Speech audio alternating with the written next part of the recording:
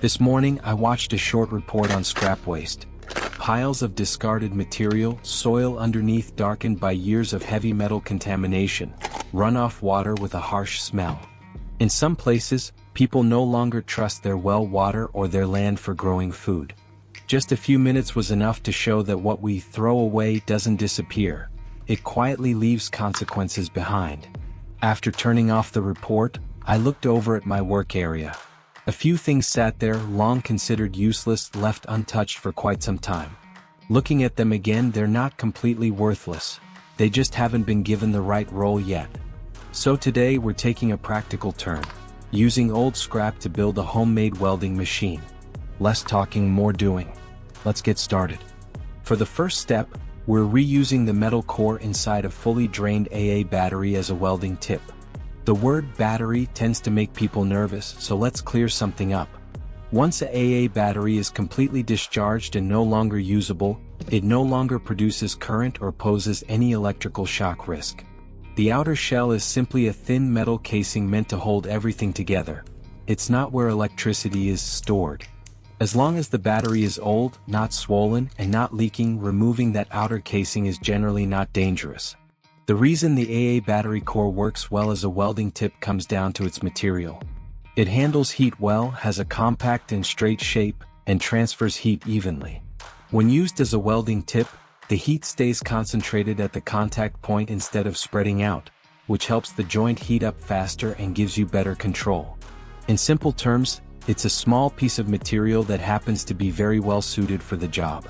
If you've been following my work for a while, this approach probably feels familiar.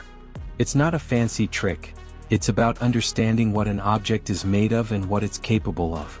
Once you see that, you realize some things that look like trash still have a perfectly good reason to be useful again.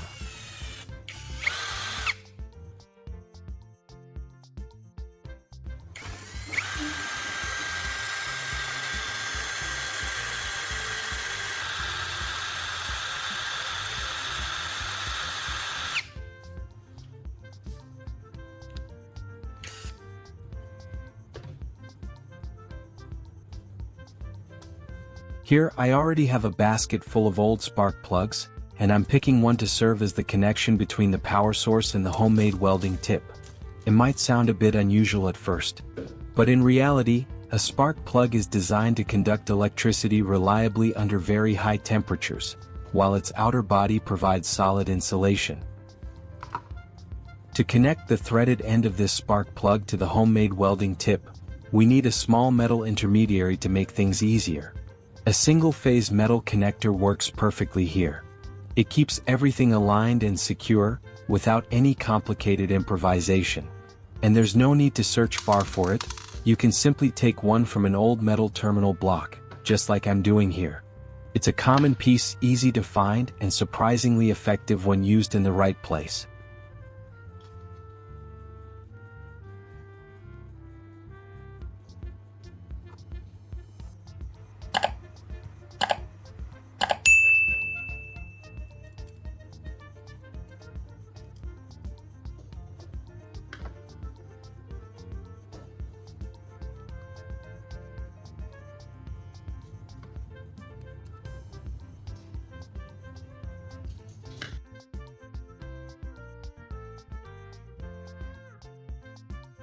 As for the wiring, just follow along with what I'm doing. There's no need for fancy techniques or special tools here. We'll go with the most basic, straightforward method. As long as the wires are secured firmly, making good contact and not coming loose while you work, that's all you need. Sometimes, DIY isn't about making things complicated, but about keeping them simple and workable.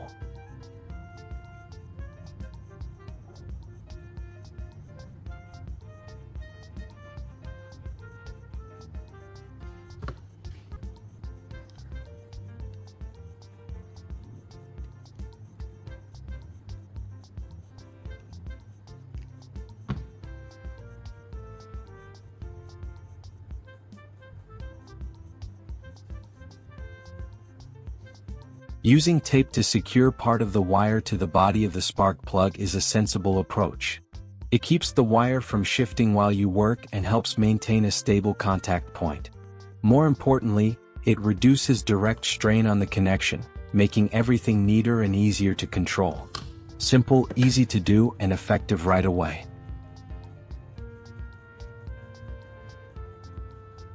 You don't need, and really shouldn't, hold the spark plug directly while welding because it heats up quickly during use.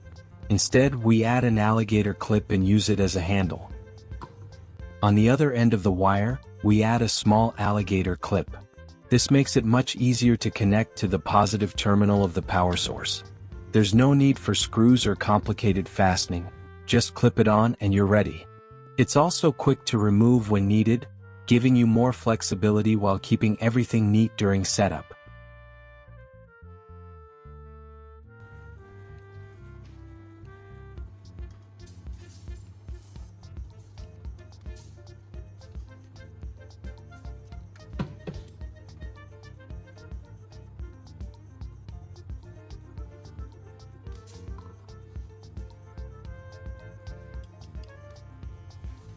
And of course, there's one more tool we can't skip: a separate wire with alligator clips on both ends. This wire is responsible for connecting the other terminal of the power source to the workpiece. With it in place, the circuit is clearly completed, and you don't have to hold or press wires by hand. It's a small addition, but it makes the whole welding process much cleaner and easier to control.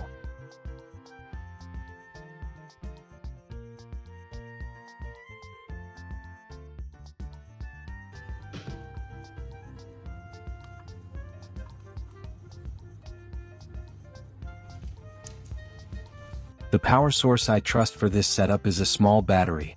It provides a steady amount of power, strong enough for welding at this scale, without being so excessive that it becomes hard to control. More importantly, it's a familiar, easy-to-find source that gives very direct feedback while working. You can actually feel what's happening at the weld instead of just switching it on and hoping for the best.